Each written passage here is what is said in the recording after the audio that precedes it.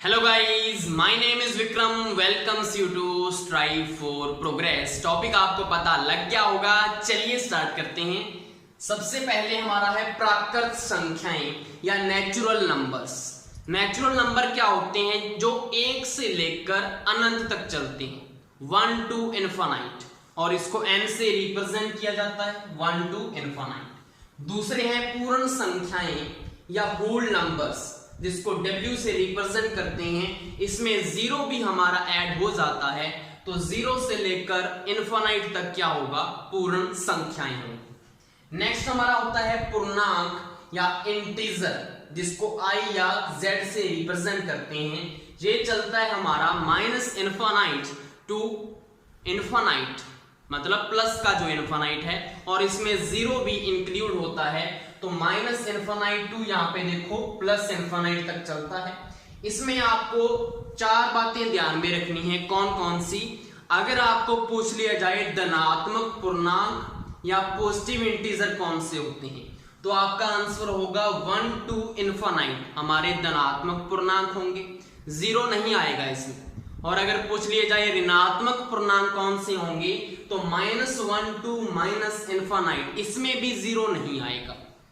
लेकिन अगर आपसे पूछ लिया जाए अऋणात्मक पूर्णांक कौन से हैं, अऋणात्मक, तो मतलब जो ऋणात्मक है उनको हटा दो, जो बाकी बचे क्या आ जाएंगे? वो अऋणात्मक आ जाएंगे। उसमें जीरो आपका इंक्लूड होगा। जीरो से लेकर इनफाइनाइट तक क्या होंगे? आपके अऋणात्मक पूर्णांक। और अगर धनात्मक पूर्णांक पूछ लिया जाए, तो धनात्मक को हटा दो, जो बाकी बचे सारे किस में आ जाएंगे? अधनात्मक पूर्णांक में। तो जीरो से लेकर माइनस इनफाइनाइट तक अधनात्मक पूर्णांक आए। क्लियर? नेक्स्ट हमारा है परिमेय संख्याएं या रैशनल नंबर्स। क्यू से इसको रिप्रेजेंट करते हैं। इसका क्या फंडा होता है? P बाय Q की फॉर्म में इसको लिखा जाता है, भिन्न के रूप में। और इसमें जो P और Q है वो क्या होते हैं? इंटीजर्स होते हैं, पूर्णांक होते हैं। मतलब P और Q की वैल्यू माइनस इनफाइनाइट से लेकर प्लस इनफाइनाइट तक जा सकती है। क्लियर? अब इसमें एक और कंडीशन होती है कि Q not equal to zero होगा। इसका रीजन क्या है? आपको पता है P बाय Q का मतलब क्या है? Q नीचे है डिवाइड में, अगर Q की वैल्यू जीरो हो जाएगी तो हमारा नंबर क्या बन जाएगा? इनफाइनाइट बन जाएगा, तो वो कोई नंबर नहीं है, तो इसलिए Q not equal to zero होता है। इसके एग्जांपल्स हम आगे देखेंगे सारी संख्याओं की। नेक्स्ट है अपरिमेय संख्याएं। अपरिमेय का नाम से पता लग रहा है, अ का मतलब होता है बिना, तो जो रैशनल नंबर के बिना हो इसको इररैशनल नंबर बोलते हैं। तो इसका क्या बनेगा? जिन्हें P बाय Q के रूप में व्यक्त नहीं किया जा सकता, वो किस में आ जाएगा? अपरिमेय संख्याओं में आ जाएगा। नेक्स्ट हमारा है वास्तविक संख्याएं या रियल नंबर्स, जिसको R से रिप्रेजेंट करते हैं। अब रियल नंबर में आपकी सारे संख्याएं आ जाएंगी, चाहे वो परिमेय संख्या हो चाहे वो अपरिमेय संख्या हो। अब परिमेय संख्या दोनों ही होती हैं, तीनों ही होती हैं, सॉरी, इसमें प्राकृत संख्याएं भी होती हैं, पूर्ण संख्याएं भी होती हैं, और पूर्णांक भी आ जाते हैं। क्लियर? उसके बाद काल्पनिक संख्याएं हमारा लास्ट है। काल्पनिक संख्याएं मतलब इमेजिनरी नंबर्स। इसका क्या होता है? ऋणात्मक संख्या का अगर स्क्वायर रूट लगा हुआ है, ऋणात्मक संख्या के ऊपर अगर रूट लगा हुआ है, तो वो एक काल्पनिक संख्या होती है। इसको आयोटा से रिप्रेजेंट करते हैं, आई का मतलब आयोटा, और इसकी वैल्यू होती है -1 का रूट, या इसको हम आयोटा का स्क्वायर इक्वल टू -1 भी लिख सकते हैं। तो ऋणात्मक संख्या के ऊपर जब भी रूट लग गया तो वो एक काल्पनिक संख्या होगी। क्वेश्चन हमारा क्या है इसमें कि हमने निम्न में से प्राकृत, पूर्ण, पूर्णांक, परिमेय, अपरिमेय, काल्पनिक संख्याएं पहचाननी है, जिससे आपका टॉपिक क्लियर हो जाएगा। तो फर्स्ट हमारा क्या है? 5 लिखा हुआ है, 5। तो 5 एक प्राकृत संख्या है, बिल्कुल है। तो यहाँ पे क्या लिखेंगे हम? प्राकृत संख्या है ये। क्या यह है? पूर्ण संख्या है, पूर्ण संख्या भी है, 0 टू इनफाइनाइट चलती है। क्या ये पूर्णांक है? बिल्कुल है, माइनस इनफाइनाइट टू इनफाइनाइट होता है, तो उसमें 5 भी आएगा। क्या ये परिमेय संख्या है? बिल्कुल परिमेय संख्या है, P बाय Q की फॉर्म में हम इसको लिख सकते हैं, 5/1।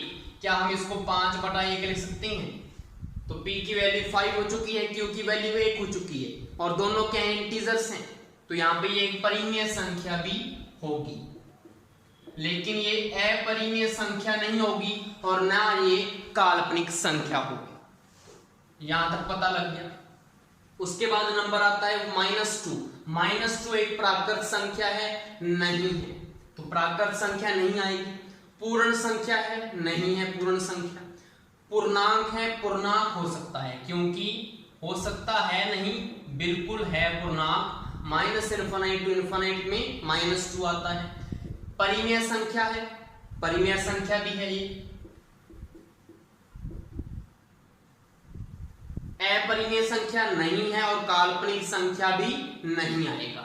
उसके बाद -4 का रूट, हमने पढ़ा था कि अगर ऋणात्मक संख्या है उसके ऊपर रूट लगाओ तो वो क्या होती है, काल्पनिक संख्या होती है। तो यहां पे ये क्या होगी, एक काल्पनिक संख्या होगी। समझ में आया? बिल्कुल। अब इसके बाद 0 की अगर बात करें तो 0 एक प्राकृत संख्या है, नहीं है, 1 to ∞ चलता है वो। क्या ये पूर्ण संख्या है? पूर्ण संख्या ये है। क्या ये पूर्णांक है? पूर्णांक भी आएगा। नेक्स्ट है 2.5। क्या हम 2.5 को 25/10 लिख सकते हैं? बिल्कुल।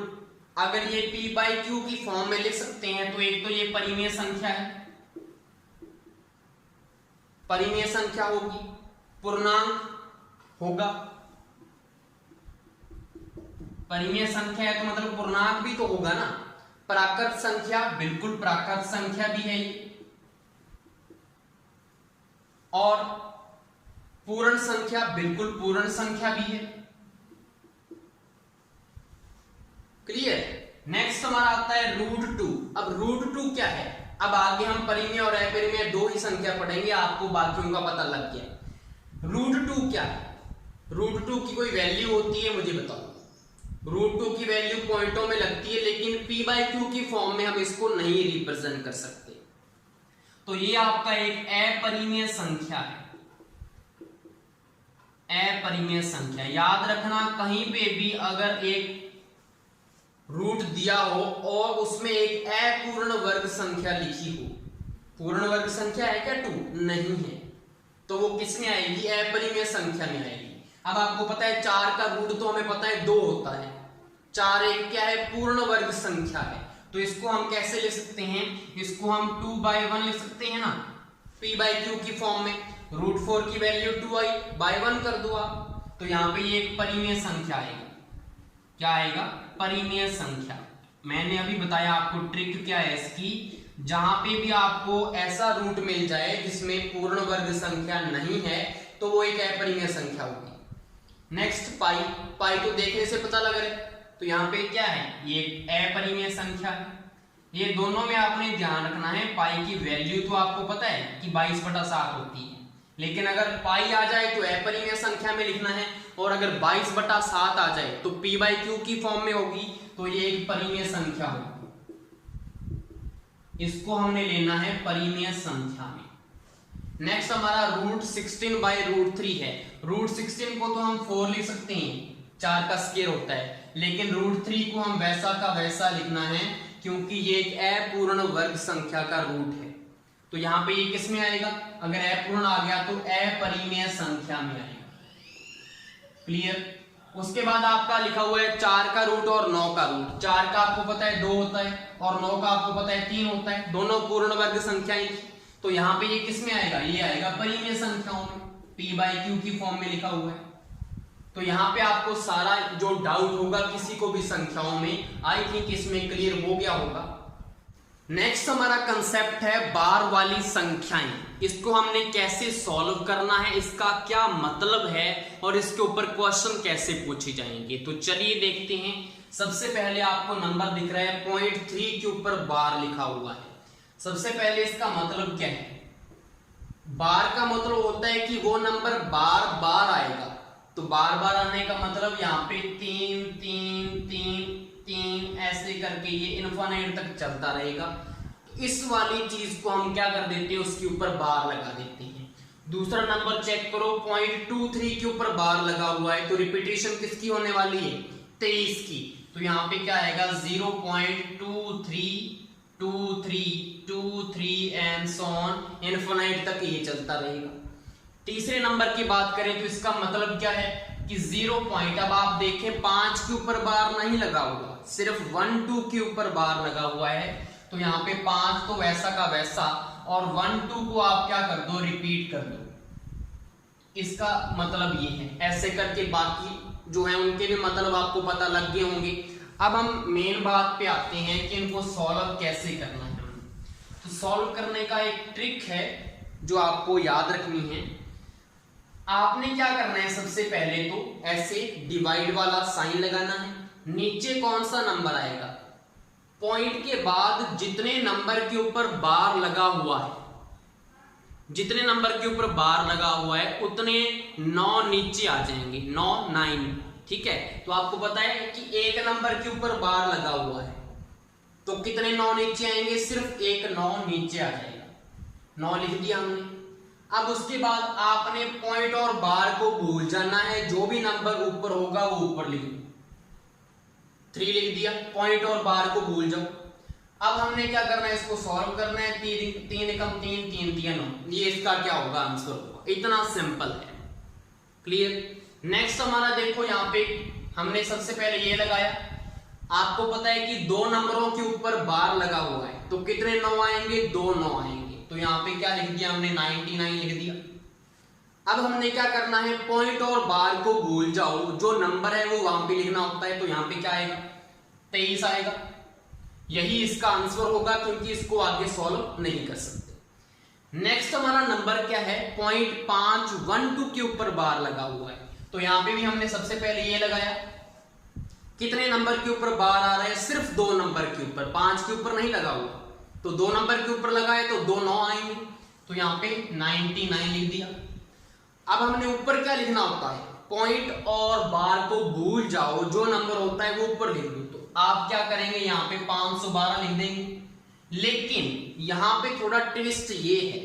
ट्विस्ट क्या है, आपको पता है कि पॉइंट और बार वाली जो संख्या है उसके बीच में एक 5 लिखा हुआ है, तो नीचे भी कुछ आएगा, ऐड होगा, और ऊपर भी कुछ ना कुछ यहाँ पे चेंज होगा। चेंज कैसे होगा कि पॉइंट और बार के बीच में जितने नंबर आएंगे उतनी 0 लग जानी है नीचे। कितने नंबर आ रहे हैं, सिर्फ एक नंबर आ रहा है 5, तो एक 0 नीचे लगा देनी आपने, और ऊपर भी कुछ चेंज हो जाएगा। रूल कैसे, हमने क्या किया है, पॉइंट और बार को हटा के वो तो नंबर लिख दिया, लेकिन इसमें माइनस करना है हमने कौन सा नंबर, बार वाले नंबर और पॉइंट को भूल जाओ, वो हमने माइनस करना है। तो पॉइंट को अगर हम भूल जाएं, ये वाला पॉइंट, तो 0.5 का मतलब 5 ही होगा, और बार वाला नंबर हमने लेना ही नहीं है, तो माइनस में क्या लिखेंगे, 5। तो माइनस इसका क्या आएगा, 5 भी आएगा। तो इसका आंसर कितना आएगा, आपको पता है कि इसका आंसर आने वाला है 507/990। ये इसका क्या होगा, आंसर होगा। समझ में आया क्या करना है हमने, क्या नहीं करना। ये वाला जो रूल है वो आगे भी चलेगा। आगे कैसे, जैसे कि हम इसकी बात करते हैं 3.812 बार की, मैं यहां पे बता रहा हूं आपको। अब इसमें थोड़ा सा चेंज और आएगा। क्यों चेंज आएगा, क्योंकि पॉइंट के आगे भी एक नंबर लिखा हुआ है। फिर मैं आपको एक कॉमन एक रूल बताऊंगा जो सबके ऊपर लगेगा। कैसे, देखो आपके क्या दिया हुआ है, पॉइंट के बाद 8 1 2 के ऊपर बार लगा हुआ है, तो 2 नंबर के ऊपर बार लगाए तो क्या लगेंगे, 99 लिख दिया। अब हमने क्या करना होता है, पॉइंट और बार को भूल जाओ, वो वाला नंबर ऊपर लिखना होता है। तो क्या लिखा हमने, 3812 ऊपर लिखा। अब ऊपर माइनस होने वाला है, आपको पता है, क्योंकि यहाँ पे पॉइंट और बार को भूल जाओ, वो हमें माइनस करना होता है ना। तो यहाँ पे क्या होगा, सबसे पहले तो हमें ये देखो, पॉइंट और बार के बीच में कितने नंबर आ रहे हैं, एक नंबर आ रहा है 8, तो यहाँ पे क्या लगा दो, एक 0 लगा दो। नीचे वाले का काम कंप्लीट हो गया। अब माइनस में क्या होगा, हमने क्या करना होता है, बार वाली संख्याओं को हटा के और पॉइंट को भूल के जो भी नंबर होता है उसको माइनस करना होता है। तो कितना नंबर दिख रहा है आपको, 38। तो 38 आपने क्या करना है, इसमें माइनस कर देना है।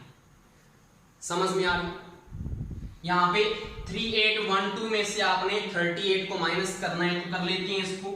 3812 में से अगर 38 माइनस करेंगे तो 12 में से 8 गया 4 होते हैं, तो यहाँ पे 10 में से 3 गया 7, तो यहाँ पे कितना बचा 7 बचा और यहाँ पे 3 बचा, तो यहाँ पे कितना आंसर आएगा 3774 अपॉन में क्या है 990। इसको आगे सॉल्व करके आप वो कर सकते हैं, डिवाइड ही करना है इसको। समझ में आया कैसे रूल चल रहा है? बिल्कुल।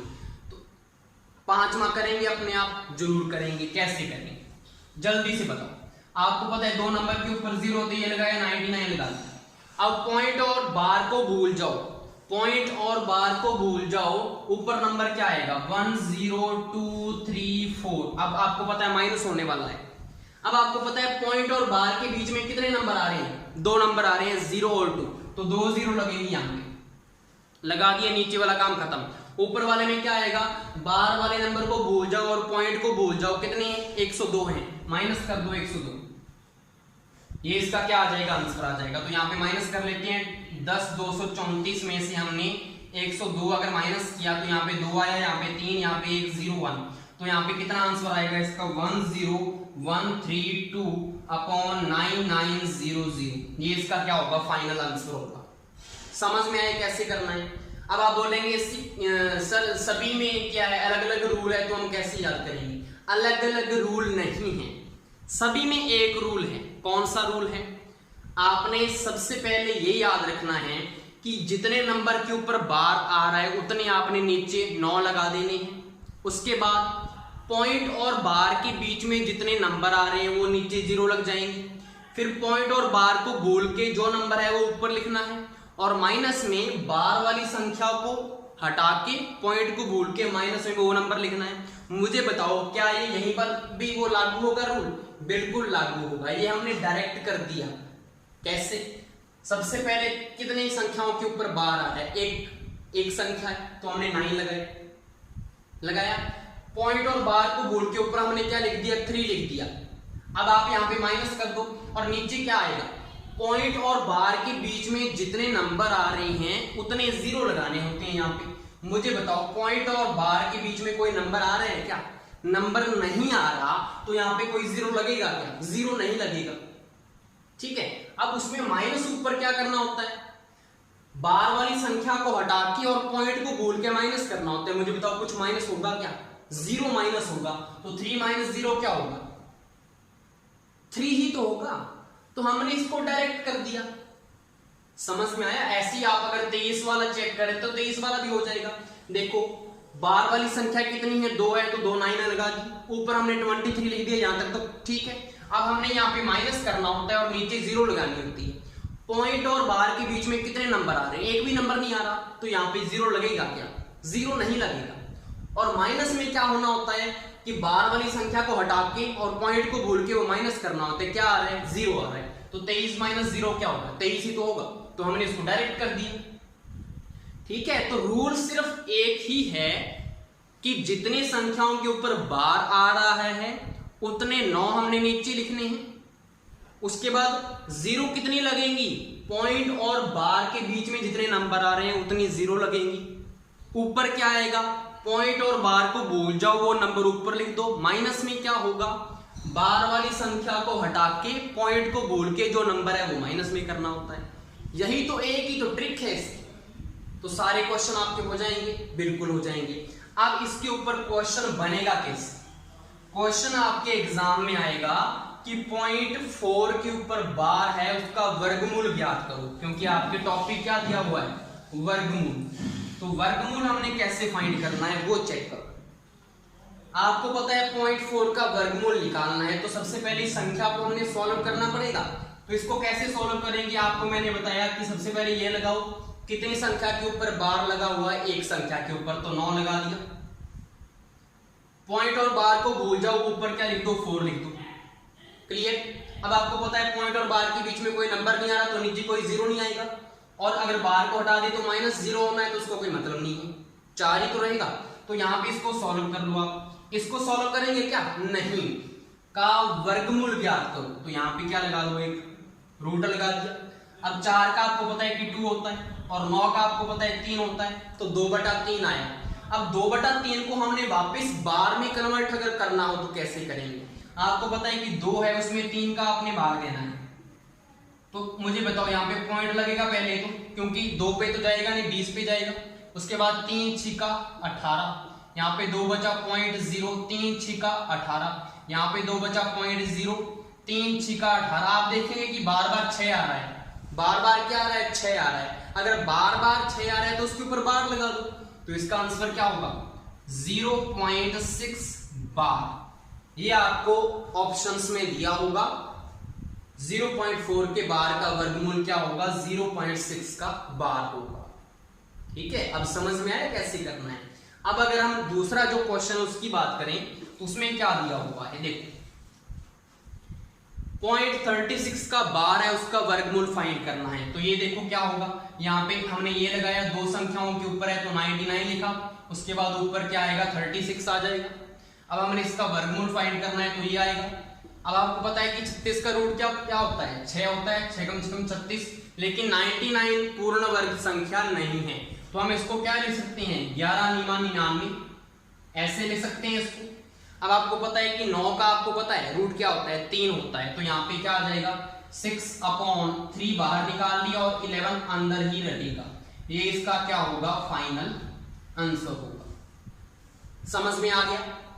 नेक्स्ट हमारा टॉपिक है घन तथा घनमूल। घन क्या होता है, क्यूब होता है। अगर किसी नंबर को 3 बार मल्टीप्लाई कर दो तो उसका हमारे पास घन आ जाएगा। कैसे, एक एग्जांपल मैंने लिखा हुआ है 4 का क्यूब, तो इसका मतलब क्या है कि 4 × 4 × 4, तो कितना आएगा 4 चौका 16, 16 चौका 64, तो 64 इसका क्या होगा घन होगा, किसका 4 का।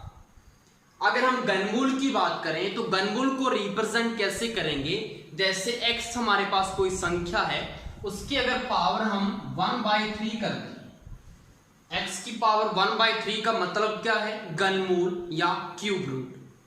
और इसको हम ऐसे भी रिप्रेजेंट कर सकते हैं, यहाँ पे ऐसे रूट लगाएं और यहाँ पे क्या लिख दें 3 लिख दें, तो इसका मतलब भी क्या होगा घनमूल होगा। उसके बाद अगर हम बात करें पूर्ण घन संख्याएं कौन कौन सी होती हैं, तो ये सभी को पता है कि 1 का क्यूब 1 होता है, 2 का 8 होता है, 3 का 27, 4 का 64, 5 का 125, तो ये हम नहीं करने वाले। मेन बात क्या है कि पूर्ण घन संख्याएं आपको पता लग गई क्या होती हैं।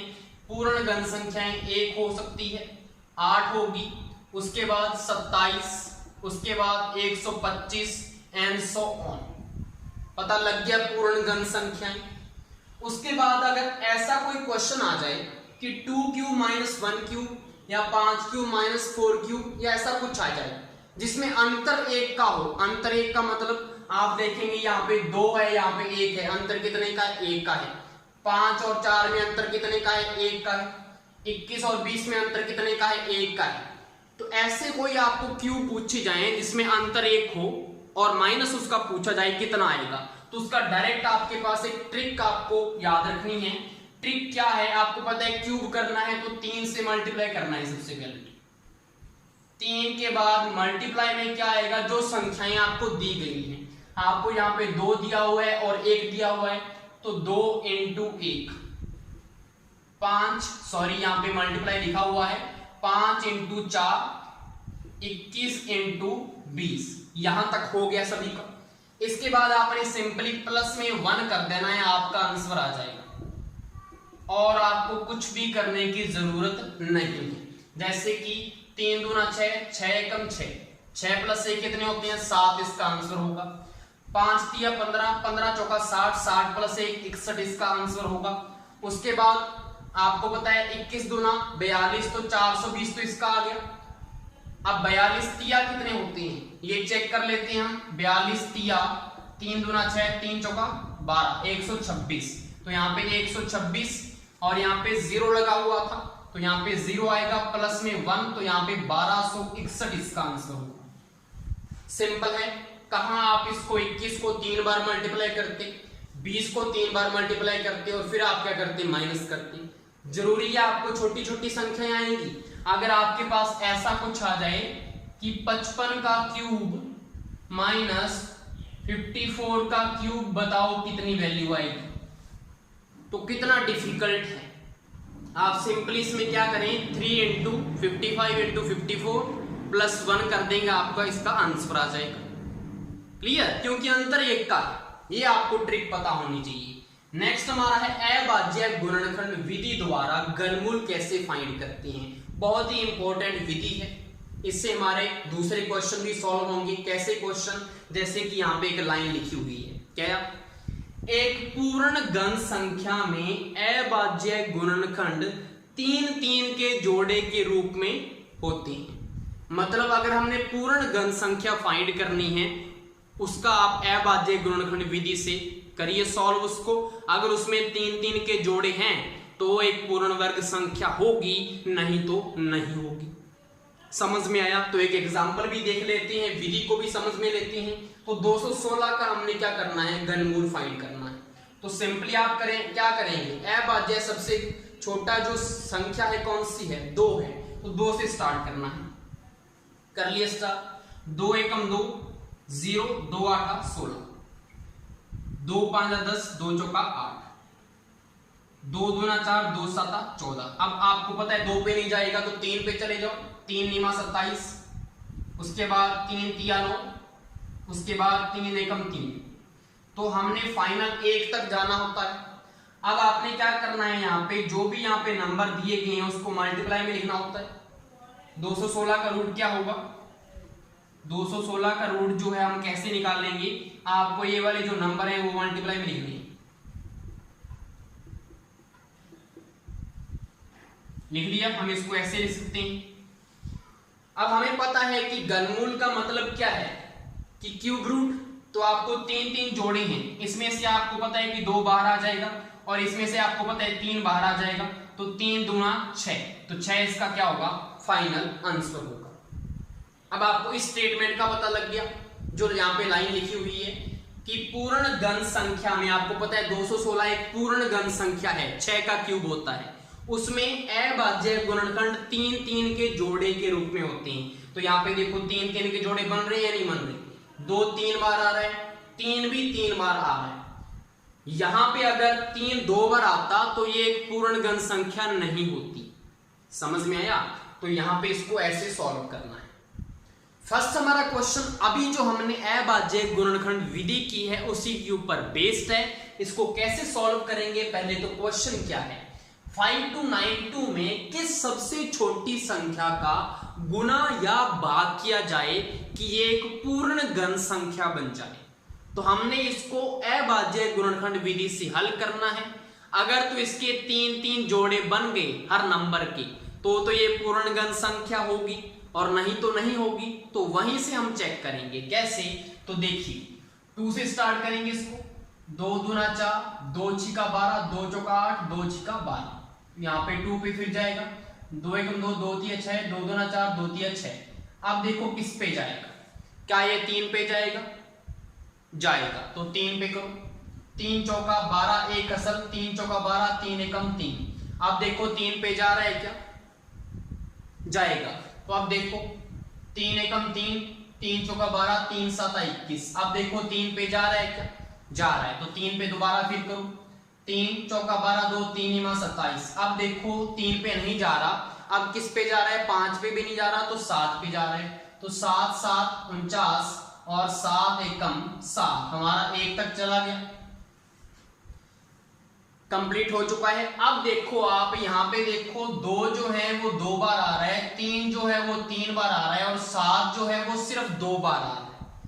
तो हमने क्या कहा था कि पूर्ण घन संख्या वो होगी जिसमें जो गुणनखंड है 3 के जोड़े के रूप में होंगे। तो आपको यहां से देखने से पता लग रहा है कि 2 भी 2 बार आ रहा है, 3 बार नहीं आ रहा, लेकिन जो 3 है वो तो 3 बार आ रहा है, और जो 7 है वो भी सिर्फ 2 बार आ रहा है। तो अगर हम गुना की बात करें कि किस संख्या से गुना किया जाए कि ये एक पूर्ण घन संख्या बन जाए, तो हमने इनके क्या करने हैं, 3 के जोड़े कंप्लीट करने हैं। तो यहाँ पे हम 1 2 का और मल्टीप्लाई कर दें तो इसका पूरा जोड़ा कंप्लीट, और इसमें अगर 7 का और मल्टीप्लाई करें तो इसका भी जोड़ा कंप्लीट। तो हमने क्या किया है, किस संख्या से मल्टीप्लाई किया है, 7 और 2 से, तो 7 दूना 14। तो यहाँ पे आंसर क्या आएगा, 14 से अगर इसको मल्टीप्लाई कर दिया जाए 5290 को, तो ये एक क्या बन जाएगी, पूर्ण घन संख्या बन जाएगी। अब अगर हम बात करें बाघ किसका दिया जाए कि ये एक पूर्ण घन संख्या बन जाए। अब आपको पता है ये तो हमने गुना किया है, अब बाघ किसका देंगे। अब इसको मैं गुना वाली चीज को यहां से हटा देता हूं और जो पुरानी जो चीज हमारे पास थी वो मैं दोबारा यहाँ पे शो करता हूं आपको। ये हमारे पास था। अब आपको पता है कि 3-3 के जोड़े होने चाहिए और अगर 3 के जोड़े नहीं बन रहे तो आप उसको मार दो। मारना का मतलब उसको काटना है आपने। यहाँ पे 7 और 7 को काटना है और यहाँ पे 2 और 2 को काटना है। तो आप मुझे बताओ यहाँ पे क्या करेंगे। आप अगर 2 और 2 का डिवाइड दे दें और यहाँ पे 7 और 7 का डिवाइड दे दें तो ये आपस में कट जाएंगे और यहाँ पे सिर्फ एक जोड़ा बच जाएगा। तो यहाँ पे भाग किसके साथ करना होगा आपको, 7 7 49 और 2 दूना 4। तो 49 को 4 से मल्टीप्लाई करके देखो कितने से भाग करना पड़ेगा। 4 दूना 36, 6 3, 4 चौका 16 और 3 19। तो आपको 196 से क्या करना पड़ेगा इस संख्या को। अगर आप डिवाइड देते हो, भाग देते हो तो ये क्या बन जाएगी, पूर्ण घन संख्या बन जाएगी। ऐसे क्वेश्चन आते हैं रीट एग्जाम।